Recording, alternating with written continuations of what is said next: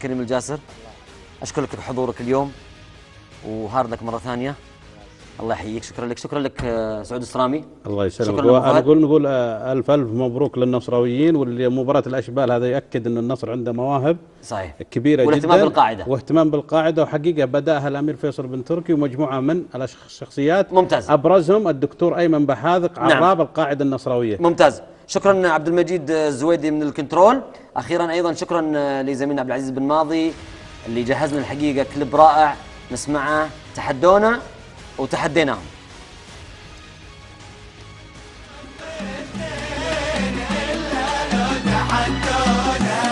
وقفنا ضد زهد